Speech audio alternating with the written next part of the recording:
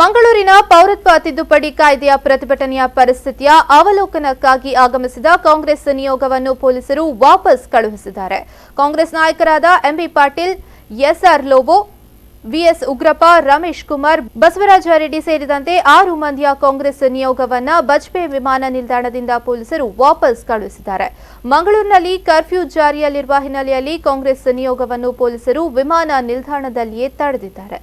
ವಿನಂತಿಯನ್ನು ಮಾಡಿಕೊಳ್ಳಕ್ಕೆ ಬಂದಿದ್ದೀವಿ. ಕಾನೂನನ್ನ ಕೈಗೆ ತೆಗೆದುಕೊಳ್ಬೇಡಿ, ಎಲ್ಲರೂ ಶಾಂತ ರೀತಿಯಿಂದ ಇದು ಮಾಡಿ. ಮತ್ತು ಪೊಲೀಸ್ ಇಲಾಖೆ ಅಧಿಕಾರಿಗಳು ಕೂಡ ಮೊನ್ನೆ ಏನು ಪ್ರಕರಣ ಆಗಿದೆ, ಅವ್ರಿಗೆ ಸಂಯಮದಿಂದ ವರ್ತಿಸಿ ಅಂತ ಹೇಳಕ್ಕೆ ಇಲ್ಲಿ ಬಂದಿದ್ದೀವಿ. ಆದರೆ ನಮ್ಮನ್ನು ಇವರು ಬಂಧಿಸಲಿಕ್ಕೂ ತಯಾರಿಲ್ಲ, ನಮ್ಮನ್ನು ಮ್ಯಾಜಿಸ್ಟ್ರೇಟ್ ಹತ್ರ ತೊಗೊಂಡು ಹೋಗ್ಲಿಕ್ಕೂ ಮಾಡಕ್ಕೆ ತಯಾರಿಲ್ಲ. They are not ready to arrest us. Wrongful ನಮ್ಮನ್ನು ಕನ್ಫೈನ್ಮೆಂಟ್ ಮಾಡಿದ್ದಾರೆ, ನಮ್ಮನ್ನ ಕಾನೂನು ಬಾಹಿರವಾಗಿ ನಮ್ಮನ್ನು ಹಿಡಿದಿಟ್ಕೊಂಡಿದ್ದಾರೆ.